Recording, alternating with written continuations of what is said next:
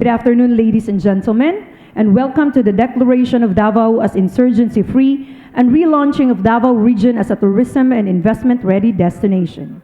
And now, may we call on Vice President Sara Z. Duterte to introduce our guest of honor. I request everyone to please stand. Ladies and gentlemen, please welcome with a round of applause the President of the Republic of the Philippines, Ferdinand Romualdez Marcos Jr.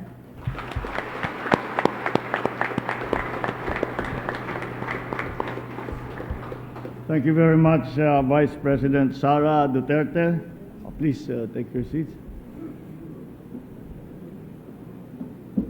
The members of the Cabinet present here with us today, Davao Oriental Governor and RDC Council Chairperson Corazon Malañon and other government officials of the province, my fellow workers in government, our men and the women in uniform, ladies and gentlemen, good afternoon. What we celebrate today is a significant milestone. It is significant because it marks the collective victory of the government together with various sectors that work together towards attaining peace and security in the Davao region. We must be all proud and happy, knowing that the Davao region has been declared as insurgency-free by the Davao Regional Peace and Order Council. An important day indeed. It is one noteworthy achievement not only for Davaoenos, but for every Filipino as well. It is a victory which proves there is no place for extremism and senseless violence anywhere in the Philippines. We must, of course, acknowledge the efforts of our men and women in uniform, particularly the Eastern Mindanao Command of the Armed Forces of the Philippines, for ensuring the protection and security of our people through your various civil and military operations. Congratulations. We must also recognize the efforts of our LGUs, our various government agencies and law enforcement authorities in the region for supporting the NTF-LCAC by improving public safety and implementing programs that improve the living conditions for all. In many ways, the program NTF-LCAC has been around for a long time in different forms. During the Vietnam War, it was called Doctrine of Hearts and Minds. Later on, it was still always referred to. Earlier than that, we used to call it in government civic action. That from the military. But the NTF-LCAC added many new dimensions to the concept. And that whole of nation concept that was attached to the NTF-LCAC was, I think, what brought us success. Because instead of the rebel returning or even the rebel fighter, instead of them only dealing with the military, now they deal with the entire government. And whatever it is that the government can give, that one is what we will give to those who are in need.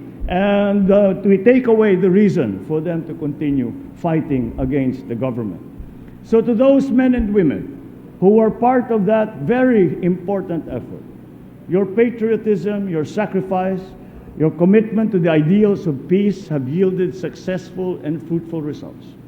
Now, the people in the region, especially those in geographically isolated and disadvantaged areas, will reap the full benefits of the peace for which all of you have been responsible.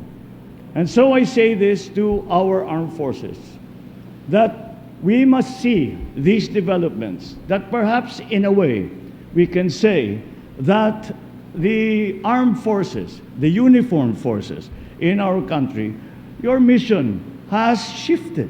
It has changed a little bit.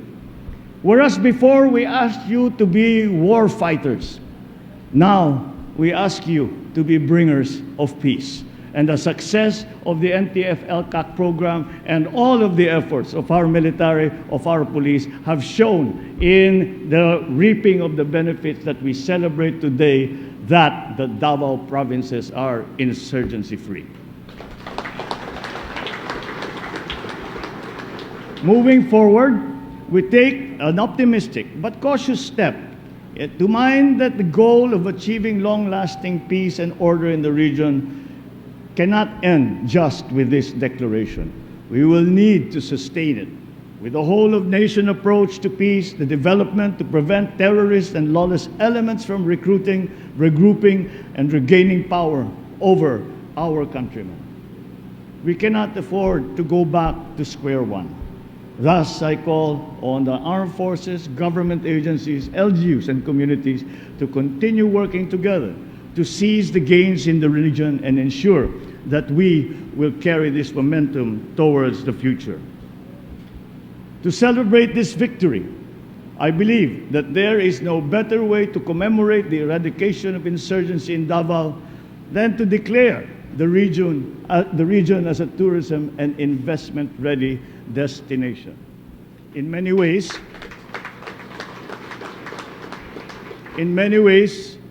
we have relaunched Davao as a tourism and investment destination.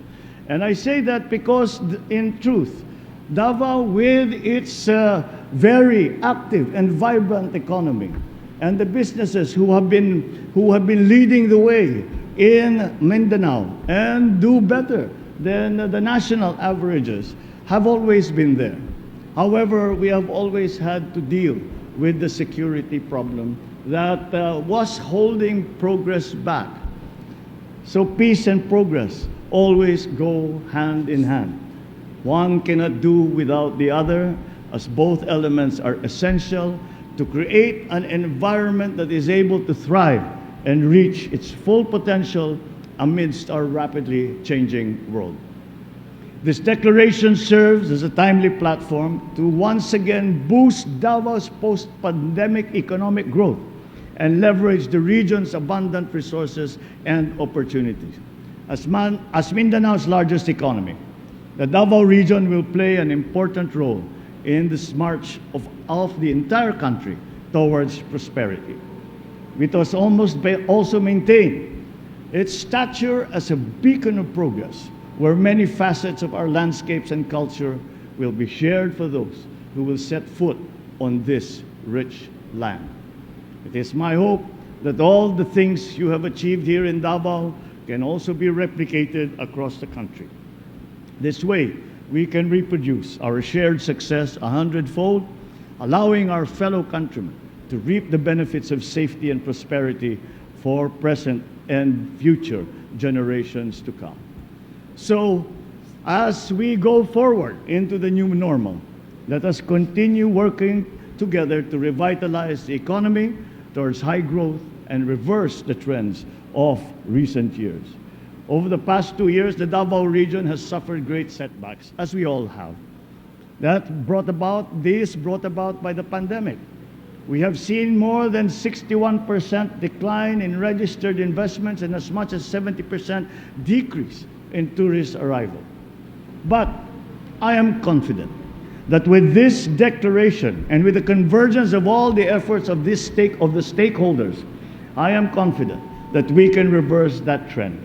And I think that upon hearing some of the briefings that I had earlier today, I think you already have begun to reverse the trend and usher in a new era of growth and opportunity for our people.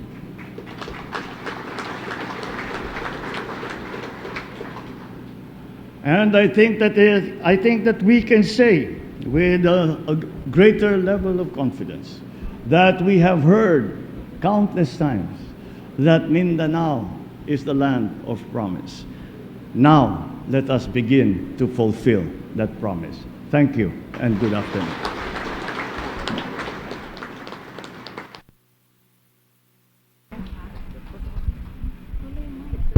Thank you, Mr. President.